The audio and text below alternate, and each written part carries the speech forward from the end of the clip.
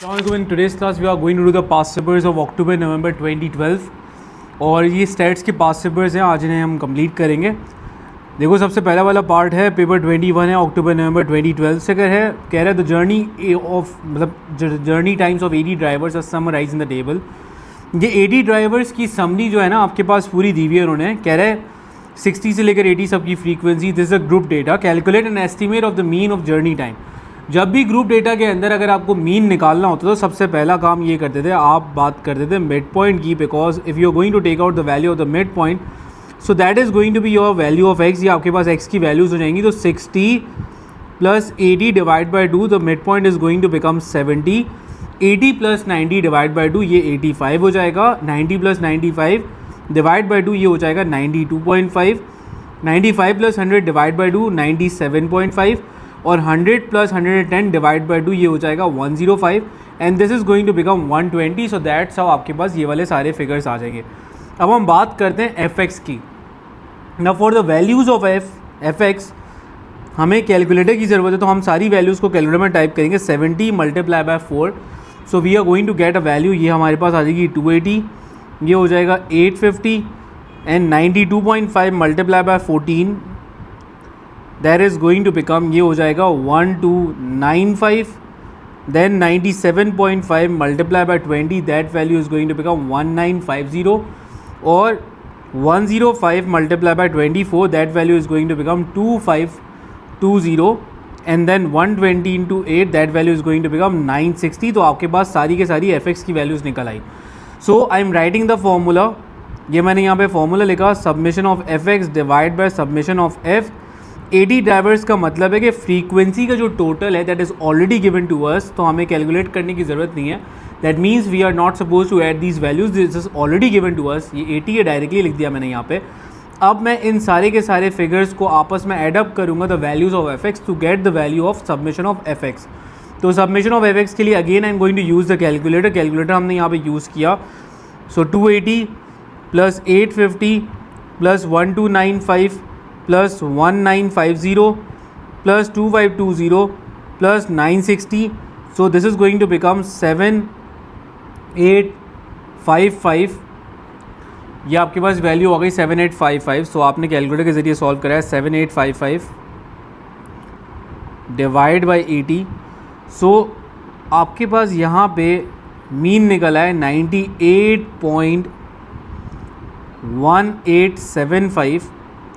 That was the value of the mean. आपके पास यहाँ पे मीन निकल आया and once you got the value of the mean, तो आपके पास जब भी मीन निकल आया तो आप इसको यहाँ पे लिख सकते हो 98.2, this is going to be your value into 3 significant form.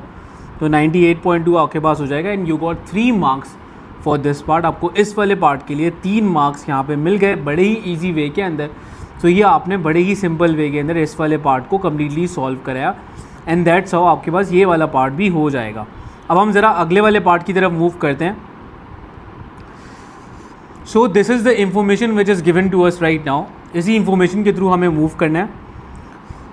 कह रहा है driver is chosen at random, find the probability that the journey time for the driver is 95 minutes और लेस।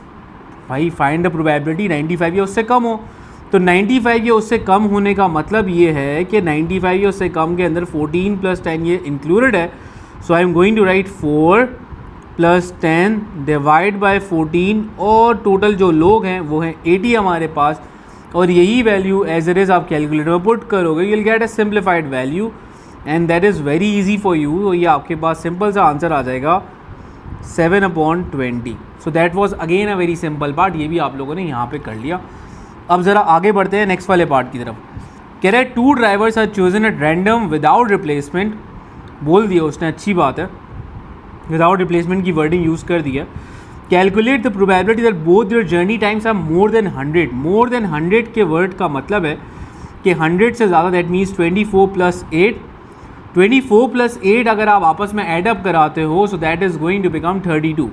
तो अगर मैं पहला बंदा सेलेक्ट करने के लिए गया जिसका टाइम 100 से ज़्यादा हो, तो हमारे पास फेवरेबल जो है वो 32 है डिवाइड बाय 80।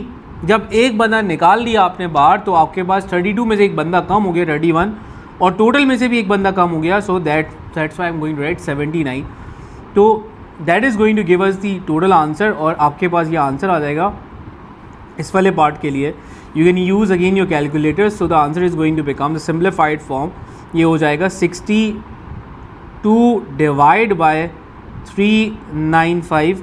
ये सिम्प्लीफाइड फॉर्म में आंसर आया 62 divide by 395 and you got 2 marks for this part. 2 marks आपको इस वाले पार्ट के लिए मिल गए.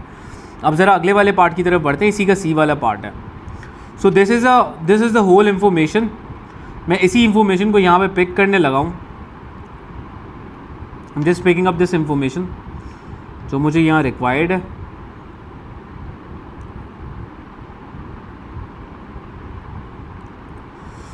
और इसी इन्फॉर्मेशन के थ्रू वो कह रहा है complete the histogram to represent. इसको हिस्टोग्राम में कंप्लीट करना है, राइट. अब हिस्टोग्राम कंप्लीट करने के लिए हमारे पास क्या है कि we need a frequency density right now. सही है, फ्रीक्वेंसी डेंसिटी हमारे पास नहीं है, सिर्फ हमारे पास 80 से लेकर 90 की फ्रीक्वेंसी डेंसिटी है. So we are going to calculate the frequency density, but before that we are also going to figure out the class width. तो मैं ऊपर बनाऊंगा एक क्लास विड्थ के लिए मैंने बनाया. थोड़ा सा मैं इसको नीचे ले आता हूँ. ये यहाँ पे मैंने रख दिया. ओके, मैं यहाँ पे क्लास विड्थ की बात करूँगा और यहाँ पे फ्रीक्वेंसी डेंसिटी की बात करूँगा. क्लास विड्थ 60 से लेकर 80 का जो डिफरेंस है दैट इज़ 20. 80 से लेकर 90 का डिफरेंस है 10 का, 5 का, फिर अगेन 5 का, फिर 10 का, और अगेन हमारे पास 20 का. That is the difference. Frequency density का फॉर्मूला होता है फ्रीक्वेंसी अपॉन क्लास विड्थ. तो मैंने 4 डिवाइड बाई 20, ये मैं सारे वैल्यूज़ निकालूंगा by using the calculator right now. Calculator मैं यहाँ पे यूज़ करता रहूँगा. So I am going to take out the value frequency divide by, ये मैंने किया, ये वैल्यू आ गई 0.2. 10 डिवाइड बाय 10 आया 1. Then 14 divide by 5, that value is going to become 2.8. फिर 20 डिवाइड बाय 5, ये हो जाएगा 4. 24 डिवाइड बाय 10 2.4 हो गया. ये हमारे पास आया 2.4. और फिर आपके पास 8 divide by 20, that is going to become 0.4. सही है. अच्छा, इसके लिए तो आपके पास बना हुआ था 80 से लेकर 90. बाकियों के लिए आपने बनाया 80 से लेकर 90 वाला बना हुआ है. तो 60 से लेकर all the way 80, that is 0.2. तो 0.2 समवेयर यहाँ पे ये एक ब्लॉक रिप्रेजेंट कर रहा है 0.1 को, तो 2 ब्लॉक्स रिप्रेजेंट करेंगे 0.2 को. तो ये 0.2 के लिए हमने ऑल द वे यहाँ पे बना लिया. ये 0.2 वाला कंप्लीट हो गया. देन वी हैव 90 से लेकर 95, 2.8 है. तो 2.8 के ऊपर मैंने इस वाली लाइन को एक्सटेंड कराया और 2.5 ये रहा. देन 2.6, 2.7, 2.8, और ये ऑल द वे 95 वाली लाइन भी यहाँ पे चली गई, हमने बना लिया. देन 95 से लेकर 100 के लिए you have a frequency density of 4. तो ऑल द वे हम 4 तक गए और ये हमने 4 तक बनाया. सो देन वी हैव 100 से लेकर 110 तक वी हैव 2.4. सो 2.4 तक हमने बनाया. दिस इज़ 2 एंड 2.4 समवेयर यहाँ पे ये बनाया 2.4 पे एग्जैक्ट. देन उसके बाद 100 से लेकर 130 वी हैव 0.4. 110 से लेकर 130 0.4. तो 0.5 से एक ब्लॉक नीचे ये बनाया और ये हमें 3 मार्क्स मिल गए. ये पूरा हिस्टोग्राम बनाने के लिए कोशिश क्या मतलब आप लोग की प्रायोरिटी ये होनी चाहिए कि आप ये प्रॉपर स्केल लेके बैठो और स्केल के थ्रू इन सारी चीज़ों को प्रॉपर बनाओ. तो ये वाला सवाल हमारे पास कंप्लीट हो गया. So let's move forward towards the other part. So this is October November 2012. We have already discuss this particular part. ये वाला पार्ट मैं प्रॉपरली डिस्कस भी करा चुका हूँ. जो मैंने रिवर्स वाले पार्ट्स कराए थे उसी के अंदर ये वाला पार्ट मैं कम्प्लीटली डिस्कस करा चुका हूँ. इसमें थोड़ी सी मिसप्रिंटिंग थी, तो आप लोग ज़रा इससे सही कर देना. This frequency was already given, this was 4 and this was 2. तो मिसप्रिंटिंग की वजह से नहीं लिखा हुआ था. सो करंटली यहाँ पे बोला ये गया है कि यार if the mode is 0 find the smallest possible value of x. तो मोड का मतलब होता है मोस्ट रिपीटेड वैल्यू. जब भी मोस्ट रिपीटेड वैल्यू की बात अगर हो रही है, सो करंटली अगर मैं इस बात को इग्नोर करूँ, so currently the mode is going to be 2 because the frequency is very much larger as compare to the other numbers. इसकी काफ़ी ज़्यादा है. सो वो कह रहा है कि यार मोड 0 को बनाओ लेकिन स्मॉलेस्ट वैल्यू नहीं चाहिए. सो यार अगर मुझे 5 से बड़ी वैल्यू यहाँ पे क्रिएट करनी पड़ेगी, if I want to create a mode, तो 5 से बड़ी वैल्यू लेकिन स्मॉलेस्ट. 5 से बड़ी वैल्यू क्या क्या है, 6 है, 7 है, 8 and so on. But the smallest of these values is 6. तो आपके पास यहाँ पे वैल्यू आ जाएगी 6. That was a very simple part. बड़ी आसानी से आपने कर दिया. कह रहे हैं the median is 1, find the value of x। Median is a middle number, that means right and left side के ऊपर यू हैव इक्वल नंबर्स। तो मीडियन की वैल्यू हमारे पास 1 आ रही है। इसका मतलब है कि अगर जितने भी नंबर्स राइट साइड पे है 5 + 4 इज 9, 9 + 2 इज 11, तो उतने ही नंबर्स हमारे पास लेफ्ट साइड की तरफ होने चाहिए 11 नंबर्स। तो x की वैल्यू हमारे पास आ जाएगी 11। मीडियन बड़ा सिंपल सा पार्ट है, वो बड़े ही सिंपल वे में ये सवाल हो गया। Let's move forward towards the other one. कह रहा है the heights of 150 children are measured, the results are summarized, calculate an estimate of the mean। estimate of the mean आपको कैलकुलेट करना है, summation of fx divide by summation of f। summation of f की value आपको given है 150। यहाँ पे वही वाला काम किया कि first you need the value of the mid point. आपको यहाँ पे मिड पॉइंट चाहिए, that basically showing the value of x। ये आपके पास यहाँ पे x की वैल्यू आएगी। इस तरह से अगर ये सारे के सारे हमारे पास मिड पॉइंट निकलेंगे। सो हमने सबसे पहला काम ये किया कि हम सबसे पहले इनके मिड पॉइंट्स की बात करेंगे। ओके, सो नाउ आप यहाँ पे मिड पॉइंट्स की बात करोगे सबकी, तो मिड पॉइंट का मतलब 130 + 140 डिवाइड बाई 2। मैं लिख भी देता हूँ, 130 + 140 डिवाइड बाई 2 135 आएगा। 140 + 150 divide by 2 you are going to get 145। ये 145 हो जाएगा। 150 + 155 that is going to become 152.5। this will become 157.5, this will become 165 and this will become 180। so we got the values of the mid points। ये हमारे पास सारी की सारी values सबकी निकल आई मिड पॉइंट्स की। अब हम निकालेंगे फ्रीक्वेंसी, यहाँ पे fx निकालेंगे because we want to figure out the value of submission of fx। तो उसके लिए हमें fx चाहिए होगा। अब उसके लिए क्या हुआ, ये हो गया 1350, क्योंकि दोनों को मल्टीप्लाई करें, हम x को f के साथ मल्टीप्लाई कराते हैं तो ये सारी वैल्यूज़ को हम मल्टीप्लाई करेंगे। I am going to use the calculators. Calculator आपको यूज़ करने हैं, तो आपने यहाँ पे लिखा 145 × 30, आपके पास ये आ गया 44350। जब आपने 145 को 30 से मल्टीप्लाई कराया तो आपके पास 4350 आया। Then 152.5 × 20 that is going to become 3050। So I am going to write 3050 मैंने लिखा। उसके बाद 157.5 × 30 that is going to become 4725, ये मैंने लिखा। Then 165 × 35 that is going to become 5775 और 180 × 25 and that is going to become 4500। ये हमारे पास हो जाएगा। सारी वैल्यूज़ को हमने आपस में ऐड करा है, 1350 + 4350 + 3050 + 4725 + 5775 + 4500। सो ये हमारे पास आ जाएगा 23750। यह आ जाएगा 23750 divide by 150 and that is going to become 158.33 हमारा आंसर आ रहा है। So you are going to write 158 is going to be your mean, और ये आपका मीन हो जाएगा। एस्टिमेटेड मीन आपका इस तरह से निकल आया। Let's move forward towards the other part. One child is chosen at random, find the probability that this child has a height greater than 160। When you talk about greater than 160 that means कि आपके पास 35 + 25। So when it comes to 35 + 25 that is going to become 60। तो 60 divide by 150 हो जाएगा, और इसको simplified form में आप करके आंसर लिख सकते हो। सो 6/15 को आप 3 के टेबल से सिम्प्लीफाई करो, this will become 2, this will become 5। तो finally the answer is going to become 2/5। ये सिंपल सा पार्ट हो गया।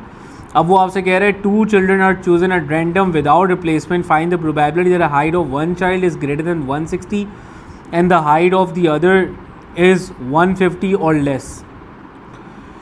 एक की वो कह रहा है कि 160 से ग्रेटर है, दूसरे की वो कह रहा है कि यार 150 या उससे लेसर है, यानी कि 150 या लेसर है। तो मैं दोनों को हाईलाइट पहले कर देता हूँ कि किन किन चीज़ों की बात हो रही है, ताकि हमारे पास यहाँ पे पता हो कि क्या क्या इन्फॉर्मेशन हमारे पास यहाँ पे यूज़ हो रही है। So lesser and equal to 150 is going to be this figure, 30 + 10 that is going to become 1। मैं लिख देता हूँ यहाँ पे कि ये जो बच्चे हमारे पास हो रही हैं 40 हैं, और greater than 160 is again going to be, वही हमारे पास होगा 60। ये हमारे पास 60 वाले बच्चे हैं। अब देखो सबसे पहले 2 children chosen at random without replacement का सवाल है। अब देखो फर्स्ट अगर मैं स्टूडेंट चूज़ करने के लिए जाऊंगा, सो पहला वाला जो स्टूडेंट है वो ग्रेटर देन 160 है, तो वो 60 बच्चे थे जो 160 से मतलब जिनका वो हाइट बड़ी है, तो उसकी निकाली 60/150, एक बच्चा वहाँ से बाहर होकर टोटल में से एक कम हो गया, दिस विल बिकम 149। और अब मुझे जो चूज़ करना है 150 और उससे लेसर में से चूज़ करना है, तो अब हमारे लिए फेवरेबल आउटकम ये 40 है। एक तो ये हमारे पास पॉसिबिलिटी बनेगी। दूसरी हमारे पास पॉसिबिलिटी ये बन सकती है कि यार पहला वाला जो बच्चा मैं चूज़ कर रहा हूँ वो हमारे पास क्या हो, वो 150 या उससे लेसर हो, तो 40 डिवाइड बाय 150, और दूसरा बच्चा जो मैं चूज़ करने के लिए जाऊँ वो चूज़ करने के लिए जाऊँ 160 और उससे बड़ा, तो that is going to become 60। और एक बच्चा यहाँ के थ्रू बाहर ऑलरेडी निकल चुका है, so this will become 60 divide by 149। और इसको आप कैलकुलेटर के ज़रिए पूरा के पूरा सॉल्व करोगे, so you will be getting the answer of this part. और ये वाला आंसर आपके पास यहाँ पे निकल आएगा सिंपल से वे में, because that is exactly the same working. तो मैं ज़रा इसको 2 से मल्टीप्लाई करा के ही सिंपल तरीके से कर सकता हूँ, अदरवाइज़ आप इसको पूरा भी एग्जैक्ट टाइप करोगे you will get the same answer for this part. और 2 से मल्टीप्लाई इस तरह करें because both things were exactly same, so that is going to become 32 divide by 149, that is going to be the final answer for this part. तो इस वाले part का हमारे पास फाइनल आंसर इस तरह से कर ये आ गया, 32 divide by 149 is the final answer for this particular part. तो ये बड़ा ही सिंपल से वे में हमारे पास ये वाला पार्ट भी हो गया, सो ईजीली वे में हमने ये वाला पार्ट करा दिया। Okay, so let's move forward towards the other part. अब अगले वाले पार्ट की तरफ मूव करते हैं। नेक्स्ट वाले पार्ट के अंदर अगेन इसका आपको बोला गया है कि फ्रीक्वेंसी डेंसिटी का वो बनाओ। So again I will do the same thing, और मैं यह सारा के सारा जितना भी डेटा हमारे पास है मैं ये डेटा यहाँ से पिक कर रहा हूँ। I am going to pick the whole data यहाँ से कर, और मुझे ये चाहिए पूरा डेटा नेक्स्ट वाले पेज के लिए। I am going to copy this data. Now the first thing which I am suppose to do is to figure out the class width.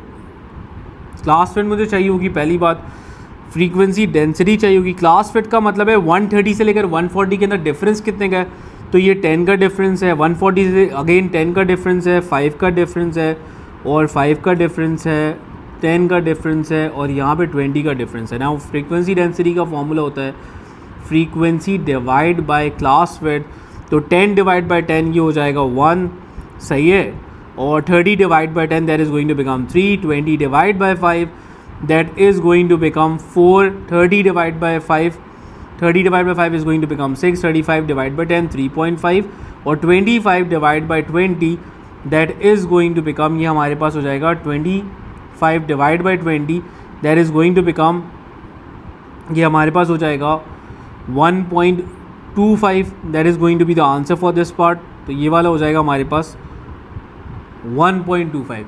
तो इस तरह से अगर हमारे पास ये सारी वैल्यूज़ निकल आई, once you got these all values, तो आपको यहाँ पे फ्रीक्वेंसी डेंसिटी का वो बनाना है। अब फ्रीक्वेंसी डेंसिटी आपके पास सारी आ चुकी है, अब आप यहाँ पे बनाओगे। पहला तो आपको बना के दे दिया गया है 140 से 150 का जो हमारे पास था that was frequency density of 3, तो ये हमने 3 के ऊपर ऑल द वे जाना है। So that's how I am going to draw the line. ये आपने 140 से लेकर 150 तक का ये बना लिया सिंपल सा आपने कनेक्ट करते हुए। देन 150 से लेकर 155 पे अगर आप जा रहे हो तो आपके पास यहाँ पे दिया हुआ है दैट इज़ 4, फ्रीक्वेंसी डेंसिटी 4 पे जा रही है। तो ये ऑल द वे आप जाओगे यहाँ तक 4 के लिए, ये आपने 4 तक के लिए ये बना लिया। देन 155 से लेकर 161 ये हमारे पास कितना आया, दैट इज़ 6, तो ये ऑल द वे हमारे पास क्या हो गया 6 तक हो गया, ये रहा। देन आगे 160 से लेकर 170 हमारे पास 3.5 यहाँ पे बिल्कुल बीच में आया, ये आपने यहाँ पे मार्क कर दिया। देन नेक्स्ट वाले पार्ट के लिए यू हैव 160 से लेकर 170, सॉरी दैट वाज 155 से लेकर 160 is done, and this was 3.5 is also done. ये हमने 160 से लेकर 170 भी कर दिया। और अब हमारे पास बच गया है 170 से लेकर 190, एंड 170 से लेकर 190 is going to be over 1.25। So let's move towards 1.25, इसकी तरफ हम चाहते हैं 1.25। देखो 1 ये रहा, दिस इज़ 1 राइट नाउ, और ये 1.2 है, और 1.25 समवेयर यहाँ पे कहीं होगा इनके बिल्कुल बीच में, तो बड़ी ही एक स्मॉलर लाइन बनेगी। So we have 1.2, this is 1.2 and this is obviously 1. ये 2 के बाद ये 1.4 है, तो ये हमारे पास आएगा। तो ये थोड़ा सा इस लाइन से हल्का सा ऊपर बनेगा, and this will be like this.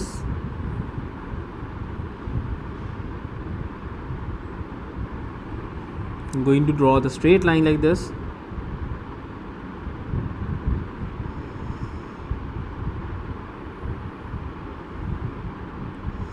So that's how you are going to draw the histogram. तो आपके पास यहाँ पे 2012 के अक्टूबर नवंबर के सवाल भी सारे के सारे कंप्लीट हो गए। These are very easy parts, आप लोग अच्छी तरीके से ग्रिप करो। Is there any confusion, please do let me.